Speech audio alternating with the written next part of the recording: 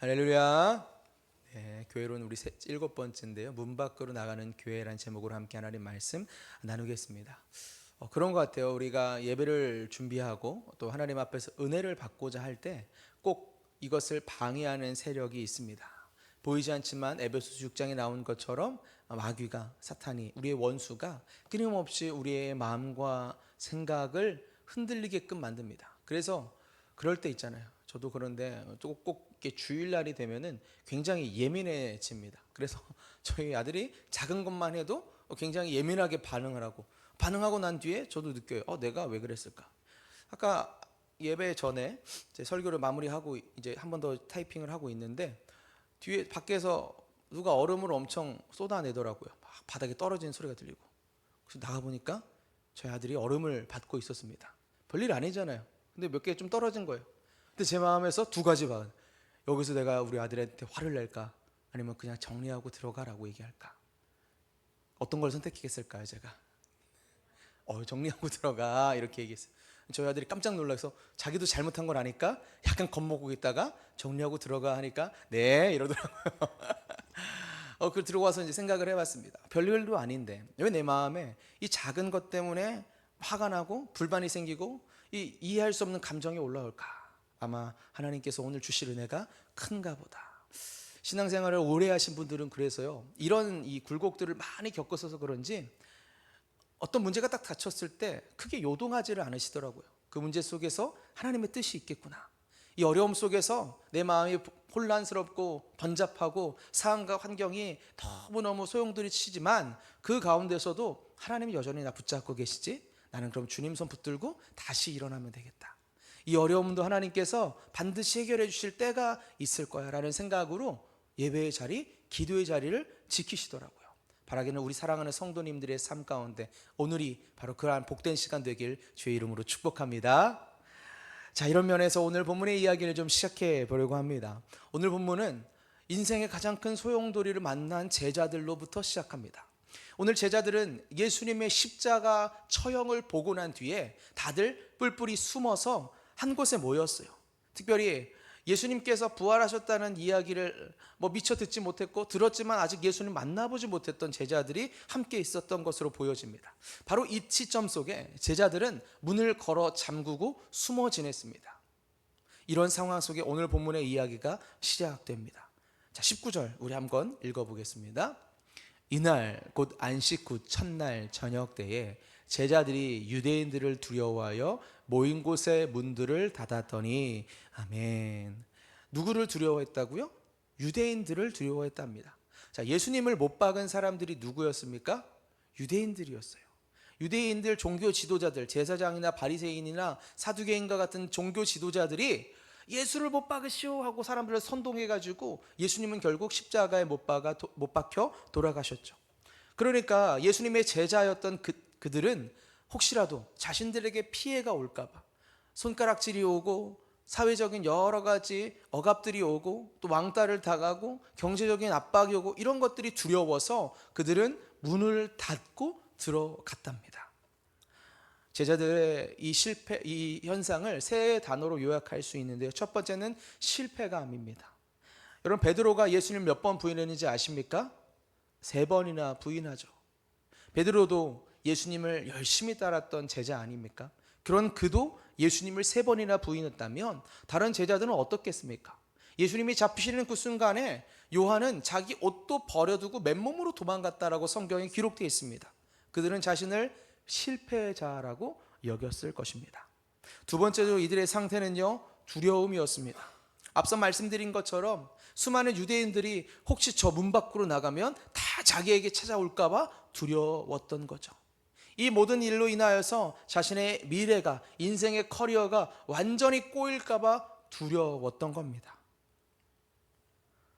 단단히 문을 닫은 이 상태 속에 그들의 마음의 문도 닫혀 있었던 거죠. 세 번째도 이들의 상태는 절망입니다. 절망. 우리도 그렇잖아요. 뭔가 기대하고 원하던 바가 이루어지지 않을 때 실망하죠. 근데 실망이 너무 큰 경우에는 절망하기 마련입니다. 예수님께서 십자가에서 죽으셨을 때 이 제자들은 모든 꿈은 끝났구나, 우리가 로마의 압제로부터 우리의 구원자라고 했던 저 예수님이 이젠 죽었으니 모든 게 끝났어 라며 절망했죠. 절망한 사람의 특징은요, 숨은 붙어 있지만 죽은 사람이랑 똑같은 것 아니겠습니까? 저도 예전에 그런 적이 있었습니다. 코로나를 지나오면서 우리 교회가 예전 같지 않으니까 제 안에 절망이 찾아오더라고요. 이제 나는 끝났나 보다. 내가 이제까지 목회의 경력들, 앞으로 내가 나아갈 미래들 답답하다. 그리고 밖을 나가는데 사람들 만나기가 두려웠어요. 그리고 예전에 신방을 갔는데 어떤 분이 그런 말씀을 하셨는데 왜 땅만 보고 가냐고. 그때는 사람들 만나는 게 두려웠거든요. 괜히 만나서 무슨 얘기 들을까 봐. 그래서 계속 땅 보고 핸드폰 보고, 그래서 가까운 거리인데도 이렇게 차 타고 돌아오고 막 이런 일이 있었습니다. 두려움과 절망, 그리고 스스로에 대한 실패감도 제 안에 있었습니다. 나는 이제 실패했구나. 아마 제자들의 마음이 저와 비슷했던 걸로 보여집니다.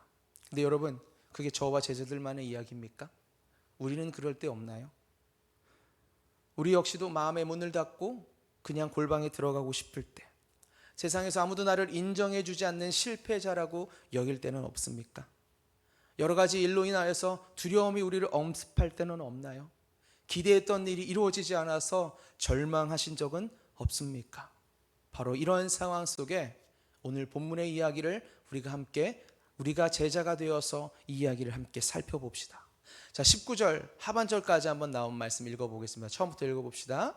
이날 곧 안식 후 첫날 저녁 때에 제자들이 유대인들을 두려워하여 모인 곳의 문들을 닫았더니 예수께서 오사 가운데 서서 이르시되 너희에게 평강이 있을지어다.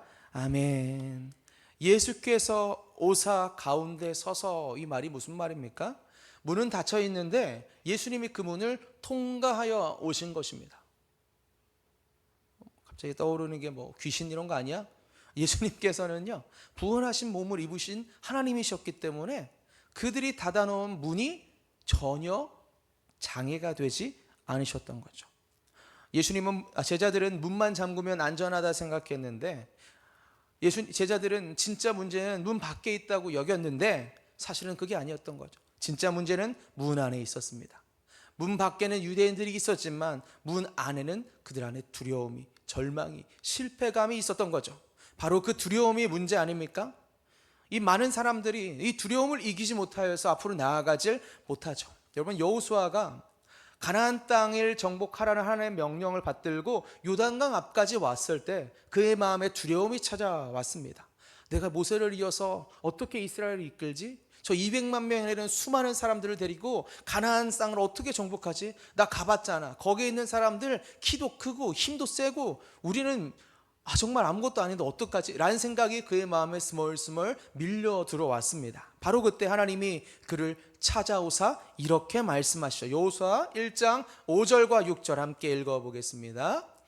내 평생에 너를 능히 대적할 자가 없으리니 내가 모세와 함께 있었던 것 같이 너와 함께 있을 것임이니라. 내가 너를 떠나지 아니하며 버리지 아니하리니 강하고 담대하라. 너는 내가 그들의 조상에게 맹세하여 그들에게 주리라 한 땅을 이 백성에게 차지하게 하리라. 아멘. 아멘이십니까? 여호수아에게 하나님은 찾아오셨고 그 찾아오셔서 말씀하신 게 뭐냐면 내가 너와 함께 할 거야. 그러니 강하고 담대해라. 이 말씀은 두려움 속에 떨고 있던 여호수아에게 정신을 차리는 말씀이었죠. 점점 이 두려움 가운데, 절망 가운데, 실패감 가운데 빠져들던 여호수아를 수렁에서 이끌어주는 생명의 메시지였습니다. 그래서 그는 그 말씀을 붙들고 강하고 담대하게 나아가 가나안 땅을 정복해내죠. 사랑하는 여러분, 오늘도 예수님은 우리의 두려움의 그 문을 뚫고 오십니다. 우리가 닫아놓은 상처와 좌절, 실패, 미래에 대한 불안, 이 속에도 우리 주님은 찾아오신다는 거예요. 할렐루야. 그 주님이 우리 가운데 이렇게 말씀하세요. 아까 앞선 말씀 보여주시겠습니까? 노란색에 뭐라고 써 있었습니까? 너희에게 평강이 있을지어다. 아멘.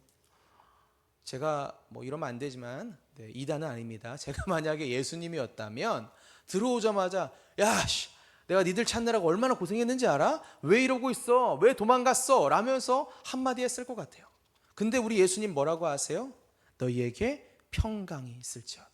평강을 샬롬이라고 하죠. 샬롬을 선언하십니다. 이것이 바로 복음 아닙니까? 많은 사람들이 열심히 일을 합니다. 우리도 그렇죠. 열심히 일을 하는 목적이 뭐예요? 머니죠. 머니 해도 머니가 중요하죠. 머니 죄송합니다. 머니를 벌기 위해서, 돈을 벌기 위해서 열심히 우리는 노력합니다. 근데 여러분, 돈을 벌어서 뭘 합니까? 좀 더 편안한 삶, 걱정이 없는 평안한 인생을 살고자 우리는 돈을 버는 거 아닙니까? 근데 여러분, 어떤 분이 그러더라고요. 부자들은 자기가 돈을 많이 가져도 자기보다 더 돈을 많이 가진 부자를 만나면 상대적 박탈감을 느낀대요. 그래서 실망감을 갖는데, 얼마나 돈을 가져야 우리 마음 안에 이런 게 안 생길까? 그래서 어떤 분이 이런 말 하시더라고요.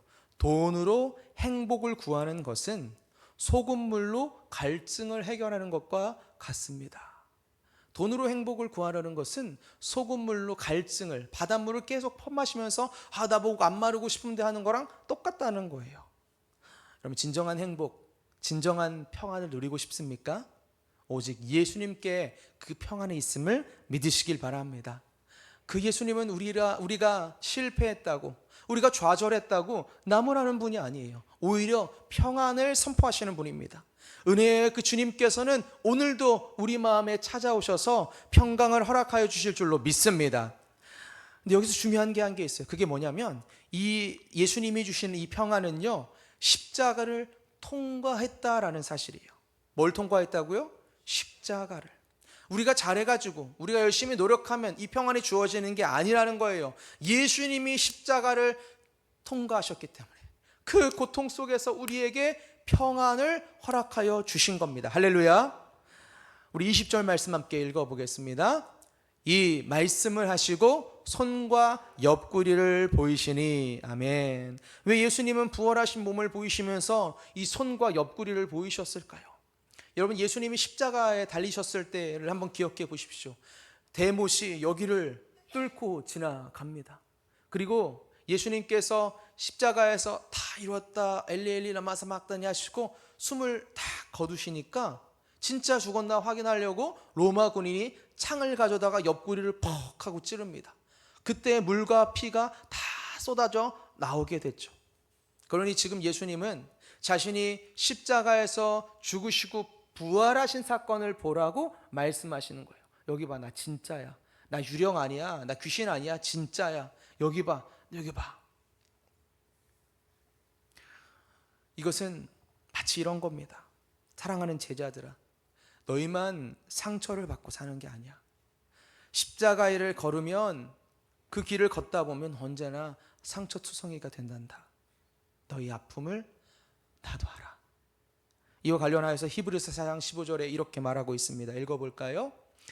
우리에게 있는 대제사장은 우리의 연약함을 동정하지 못하실 이가 아니요 모든 일에 우리와 똑같이 시험을 받으신 이로되 죄는 없으시니라. 아멘. 여기서 대제사장은 예수님을 의미합니다. 예수님은 우리와 똑같이 시험을 받으십니다. 우리의 아픔을 아시고 우리의 눈물을 아시고 우리의 실패와 좌절도 아시죠. 예수님도 배신당하셨거든요. 그 예수님께서는 그 우리의 아픔에 동참하시고 우리에게 이렇게 말씀하시는 것 같아요. 사랑하는 내 딸아, 사랑하는 내 아들아, 이거 봐, 여기 봐. 내가 너를 이렇게 사랑해서 십자가에 못 박혔고 창에 찔렸단다. 나도 너의 아픔을 알아. 이 십자가를 통과한 것, 그래서 주어진 것이 뭐냐? 바로 평안, 샬롬입니다. 이런 면에서 볼 때요, 십자가는요, 그래서 더 이상 패배의 흔적이 아닌 거죠. 십자가는 상처의 증거이자 평안의 근거임을 믿으시길 바랍니다. 우리 옆 사람과 인사할까요? 주 안에서 평안하십시오. 주 안에서 평안하십시오. 주 안에서 평안하십시오. 맞습니다. 우리는 십자가를 통과한 예수님 때문에 평안을 누릴 수 있는 겁니다. 자, 이제 제자들의 모습이 달라지기 시작해요. 우리 본문의 20절 말씀 한번 읽어볼까요? 이 말씀을 하시고 손과 옆구리를 보이시니 제자들이 주를 보고 기뻐하더라. 아멘. 예수님의 손과 옆구리를 보고 제자들이 진짜구나, 그리고 주님이 주시는 평강이 바로 이거구나 하면서 주를 보고 기뻐했다라고 말해요. 여러분, 예수님을 보기 전에 제자들의 상태는 어떠했습니까? 두려움으로 똘똘 뭉쳤죠. 실패감과 절망으로 그들의 심령은 가득 찼습니다. 도대체 이 상황 어찌할 바를 모르는, 그래서 그들은 철저히 문을 굳게 걸어 잠궜던 거죠. 나가지 않을 거야, 우리끼리만 있자. 그런데 예수님을 만나는 그들은 예수님을 보자 인생이 바뀝니다. 예수님을 보자 기쁨이 밀려왔죠. 여러분, 생각해 보십시오. 제자들의 상황이 변했습니까? 문 밖의 현실이 바뀌었습니까? 아닙니다. 유대인들이 여전히 그 자리에 있고요, 세상이 자신들을 향하여 손가락질할 게 뻔합니다. 그럼에도 불구하고 이 제자들의 마음에는 말할 수 없는 기쁨이 찾아왔다는 거예요. 할렐루야. 누가 이걸 바꿨어요? 예수님이죠. 예수님을 만나면 그래서 우리 인생에는 평안이 찾아오는 거예요. 따라할까요? 평안은 상황이 좋아져서 오는 것이 아니라 주님을 만날 때 옵니다. 아멘이십니까? 평안은요, 나의 상황과 관계없이 우리 주님을 만나면 오는 거예요. 돈이 많다고 평안한 게 아니에요. 또 반대로 돈이 없다고 평안하지 않은 것도 아닙니다. 우리 주님을 만나면 진짜 평안이 찾아오는 거예요. 성경을 보면 이런 인물이 있습니다. 욥이라는 사람. 욕이 아니고 욥입니다. 비읍자예요. 그는 동방의 부자였고 하나님이 보시기에 의인이었어요. 그런 그에게 사탄을 통하여 하나님의 시험이 오는데요, 그게 뭐냐면 모아둔 재산을 한순간에 다 빼앗겨버려요. 도둑이 와가지고 다 강탈해 가요. 자녀가 10명이 있었는데 그 자녀가 한 집에서 음식을 먹다가 집이 무너지는 바람에 다 깔려서 죽게 됩니다. 얼마나 절망적입니까? 돈도 잃고 자녀도 잃고. 근데 거기다가 몸에 피부병이 나는데 이 어떻게 할 수가 없어요. 여러분, 어저께 죄송해요, 저희 아들이 갑자기 생각이 났는데, 저희 아들이 갑자기 저한테 오더니만 둘째가 아빠 저 무슨 일이 생긴 줄 알고 왜 그래? 그랬더니 갑자기 발가락이 간지러워요.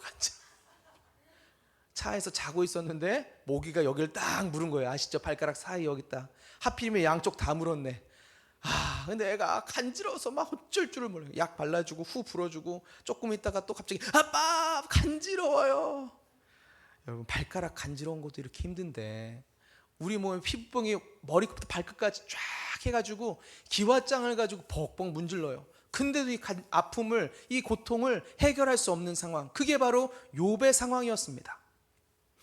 욥은요, 자신을 실패자라고 여기고 삶에 대한 회의 가운데 빠져들었죠. 찾아온 친구들이 막 얘기해요. 너 죄 있는 거 아니야? 막 정죄해요. 그 속에서도 얼마나 복잡했겠습니까? 바로 그때에 하나님께서 그 은혜로 욥을 만나주세요. 그리고 욥이 하나님과 대화함을 통하여 내가 이제까지 알았던 하나님, 귀로만 들었는데 이제 눈으로 주를 봅니다 하면서 그분을 향하여서 고백하죠. 주님이 진짜 나의 주인이라고 신앙 고백을 하는 거예요. 그렇게 그의 시선이 바뀌자 그는 고통 속에서 완전히 해방되었습니다. 나중에 하나님께서 욥의 삶에 은혜를 주셔서 재산도 이전보다 더 많게 하시고 자녀도 하나님께서 복을 주십니다. 여러분, 오늘 이 땅을 살아가는 우리에게 필요한 것은 바로 하나님 아버지 그 한 분인 줄로 믿습니다. 주님을 만날 때 우리의 두려움이 번하여 기쁨이 될 줄 믿으시길 바랍니다. 자, 마지막으로 우리 주님께서 평강을 선포를 또 하세요. 그리고 이렇게 말씀하십니다. 본문 21절 한번 읽어볼까요? 예수께서 또 이르시되 너희에게 평강이 있을지어다. 아버지께서 나를 보내신 것 같이 나도 너희를 보내노라. 아멘. 예수님께서는 다시 한번 평강을 선포하시고 사명을 주십니다. 나를 보내신 아버지께서 나를 보내신 것처럼 나도 너희를 보낸다. 여러분, 우리 가운데 하나님께서 사명을 주시고 평강을 주시는 게 아니에요.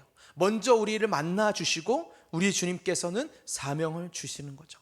많은 사람들이 이렇게 생각합니다. 나 준비되면 헌신할게요. 근데 여러분, 제자들은 아직 준비되지 않았습니다.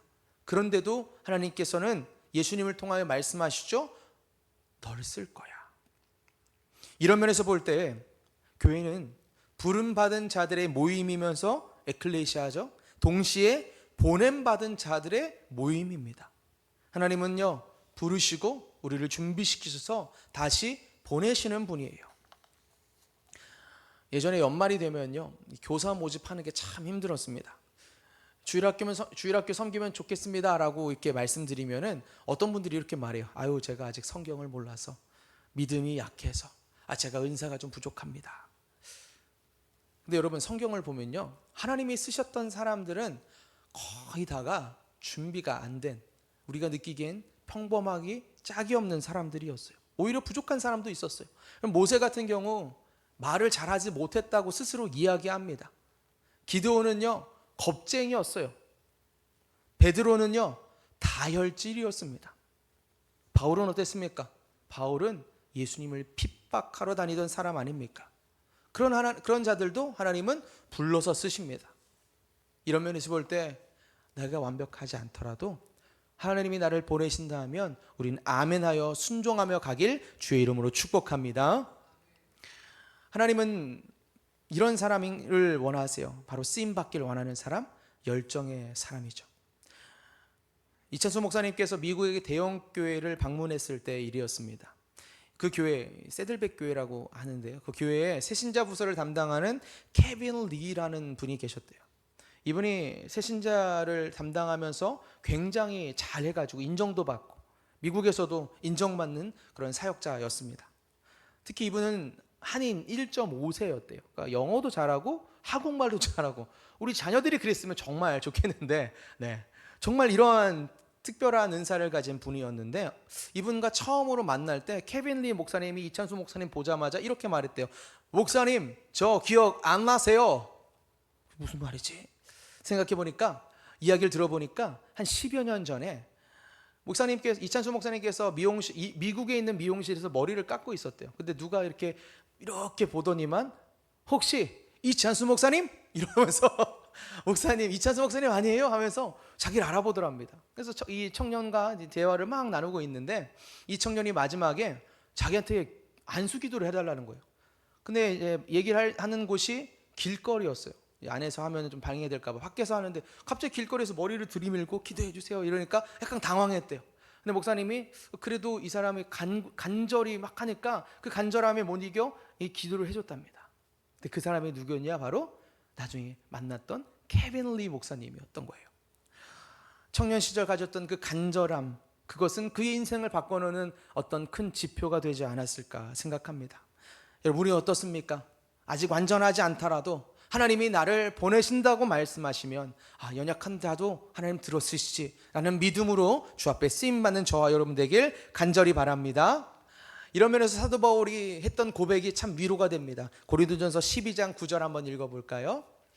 나에게 이르시기를 내 은혜가 내게 족하도다. 이는 내 능력이 하신지라. 그러므로 도리어 크게 기뻐함으로 나의 여러 약한 것들에 대하여 자랑하리니 인 그리스도의 능력이 내게 머물게 하려 함이라. 아멘. 여러분 믿으십니까? 우리 가운데 약한 것들이 많다면 도리어 기뻐하십시오. 이 약함을 통하여 하나님의 강함이 드러나겠구나. 저는 키가 작아요. 그래서 제가 어렸을 때 약간 남자로서 키가 평균 키보다 살짝 낮지만, 제 안에 컴플렉스가 뭐였냐면, 나는 어떤 여자를 만날까, 이거 되게 컴플렉스였습니다. 그래서 막 제가 좋아하는 여자들은 날 안 좋아할 거야, 이런 생각을 가지고 살았어요. 그렇지만 기도했어요. 하나님, 저는 이런 여자 만나고 싶어요. 고1 때부터 막 간절히 기도했습니다. 키는 163에서 162가 돼가지고 막 얼굴은 막 이렇게 정말 구체적으로 기도를 몇 가지 했습니다. 그러다가 대학교 때 저희 아내를 만났죠. 할렐루야. 네. 약할 때 강함이 되신 하나님, 물론 제 키를 얘기하고 저희 아내를 자랑하려는 게 아니라, 저는 키는 작았지만 제 안에 계신 하나님을 향한 꿈은 컸습니다. 그 날마다 기도하며 아내를 위해서 기도한 것뿐만 아니라 하나님께서 쓰실 일들에 대해서 굉장히 기도하며 많이 살아갔던 것 같아요. 지금 돌이켜보니까 그 기도가 지금의 저를 많이 만들었더라고요. 남들이 20살, 21살에 군대 갈 때 저는 중국에 가서 1년 동안 탈북자 사역을 했습니다. 그때 읽었던 말씀들, 암송했던 구절들이 지금의 저의 신앙과 신학을 있게 했습니다. 그리고 하나님께서 말을 잘하지 못하여 강도사 시험에서 설교 부분에 떨어졌었어요. 그래서 처음에 강도사 고시 떨어졌어요. 왜 떨어졌는지 봤더니 설교가 떨어졌더라고요. 나머지 시험은 다 합격했는데, 그런 제가 하나님의 은혜로 설교학을 전공하게 되었고 그 과정을 통과하여서 PhD를 받았는데, 이것도 전 정말 감사한 것 같아요. 그래서 지금 이렇게 부족하지만 설교를 하고 있는 것, 그것은 다 하나님의 은혜라고 생각합니다. 사랑하는 여러분, 우리가 잘하기 때문에 이 자리에, 또 우리가 잘하기 때문에 하나님이 주신 그 사명의 자리에 우리가 있는 게 아닙니다. 우리를 부르신 하나님께서 우리의 인생을 책임지심을 믿으시길 바랍니다. 그 하나님이 오늘 본문 22절에 이렇게 강력하게 말씀하세요. 읽어볼까요? 이 말씀을 하시고 그들을 향하여 숨을 내쉬며 이르시되 성령을 받으라. 아멘. 성령을 받으라. 여러분, 주님의 사역에 가장 중요한 키가 되는 것이 있다면 저는 성령인 줄로 믿습니다. 예수를 믿는 우리에게는 이미 성령님이 계세요. 예수를 주로 시인할 때 성령이 아니고서는 할 수 없다 그랬거든요. 그렇다면 왜 성령을 받으라 하셨을까요? 성령으로 충만한 삶을 살아가야 하기 때문입니다. 사도행전 1장 8절을 보면요, 이런 말씀이 있습니다. 오직 성령이 너에게 임하시면 너희가 내 증인이 된다. 할렐루야. 주님은 오늘도 우리를 하나님의 증인되는 삶으로 살아가길 원하십니다. 그러기 위해선 성령의 충만함을 입어야 합니다. 어떻게 성령의 충만이 입을 수 있을까요? 지난주에 살핀 것처럼 기도예요. 기도. 말씀과 기도는 우리가 성령으로 충만한 삶을 살게 만드는 유일한 길이 됩니다. 그러므로 여러분, 문제 속에서 고민하지 마시고 기도하러 나오십시오. 새벽 기도에 나오십시오. 금요 폭풍 기도회에 주님께서 여러분을 기다리고 계십니다. 오늘 광고 시간으로 말씀드리겠지만요, 7월 중순부터 이제 시작될 하프타임 부흥회가 있습니다. 이미 두 분의 이제 강사님을 섭외했습니다. 안산동산교회 원로 목사님이신 한국의 거목이신 김민중 목사님께서 오시기로 하셨고요. 또 다음 세대 사역에 있어서 20여 년간 정말 남들보다 더 뛰어나게 쓰임받고 계시는 이무현 목사님께서 7월 26일에 오전 예배에 오셔서 말씀을 증거하십니다. 저는 이 모든 사건이 우연이 아니라고 생각해요. 물론 기도하며 준비했지만 저는 우리 교회를 향한 하나님의 놀라운 뜻이 있다고 믿습니다. 이 시기가, 이 부흥회를 통하여 우리 교회가 한 텀 더 성장하고 성숙하고 믿음의 발전을 이뤄갈 것입니다. 그 일에 저와 여러분이 귀하게 쓰임받길 간절히 바랍니다. 마지막으로 이 이야기만 하고 마치겠습니다. 찬양팀 올라와 주시면 감사하겠습니다. 미국의 변호사이자 신실한 그리스도인이 있었습니다. 이름은 호라쇼 스페포드라는 사람입니다. 호레이쇼라고 읽기도 하는데요, 이분은 믿음이 너무 좋았어요. 자녀도 4명이나 있었는데 5명이나 있었는데 잘 키웠어요. 근데 어느 날 사랑하는 아들이 질병으로 인해서 먼저 사망했습니다. 1871년에 시카고에 대화재가 나는데 그로 인하여서 자신의 재산 대부분을 잃었습니다. 아들도 잃고 돈도 잃고, 우리로서는 생각할 수 없는, 상상하고 싶지 않은 일이죠. 그렇게 슬픈 마음을 위로하고자 사랑하는 4딸과 아내를 유럽으로 잠깐 쉬러 보내려고 했습니다. 그렇게 그들이 탄 배가 1873년 11월 22일 대서양 한가운데서 영국의 철갑선 락언과 정면 충돌하는 사고가 일어납니다. 나중에 전보가 왔는데 아내한테 이렇게 온 겁니다. 나 혼자 살아남았어. 사랑하는 4딸을 차가운 바다에 보냈을 때 이 스페포드는 그 아내를 만나기 위해 대서양을 건너며 이 물에 내 딸이 수장되어 있구나. 얼마나 슬펐겠습니까? 그는 새벽 늦게까지 하나님께 부르짖었습니다. 하나님, 도대체 왜 이러십니까? 그는 자신을 실패자로 여기며 절망 속에서 두려움의 문을 잠궈 버린 거죠. 그렇게 부르짖고 있는데 한 새벽 3시쯤 갑자기 말할 수 없는 평안이 밀려오는 겁니다. 이게 뭐지? 왜 내 마음이 평안하지? 그리고 자신의 그 마음을 담아서 시를 썼고, 그 시는 필립 볼 블리즈라는 사람을 거쳐서 찬송가로 거듭납니다. 우리가 잘 아는 찬송가 413장. 내 평생에 가는 길 순탄하여 늘 잔잔한 강 같든지 큰 풍파로 무섭고 어렵든지 나의 영혼은 늘 편하다. 후렴은 이렇습니다. 내 영혼, 내 영혼 평안해. 내 영혼, 내 영혼 평안해.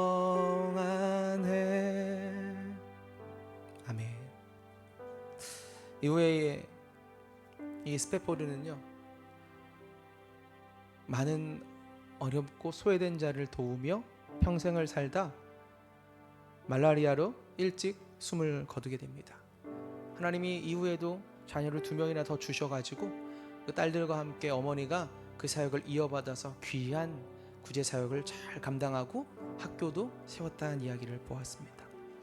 여러분, 사실 우리의 인생에 불안이 없는 적 얼마나 있습니까? 두려움이 없었던 적 얼마나 있습니까? 상황이 해결되지 않고 현실이 무겁더라도 우리가 오늘 본문의 이야기를 통하여 깨달을 수 있는 것 한 가지, 예수님이 찾아오신다는 거예요. 예수님이 찾아오신다는 거예요. 사랑하는 여러분의 삶에, 저와 우리의 삶에 예수님이 찾아오신다는 겁니다. 그러면 우리의 상황은 바뀌지 않아도 우리의 마음은 바뀝니다. 근데 그 마음이 바뀌면 우리의 인생이 달라집니다. 사랑하는 여러분, 오늘 이 시간 함께 그분을 만나지 않겠습니까? 주님 오늘 우리와 함께 계시고 우리의 마음의 문 밖에서 두드리고 계세요. 그 마음의 문을 활짝 열고 주님과 함께 살아가는, 그래서 주님이 주시는 문 밖으로 나아가 승리를 경험하는 저와 여러분, 우리 교회가 되길 주의 이름으로 축원합니다.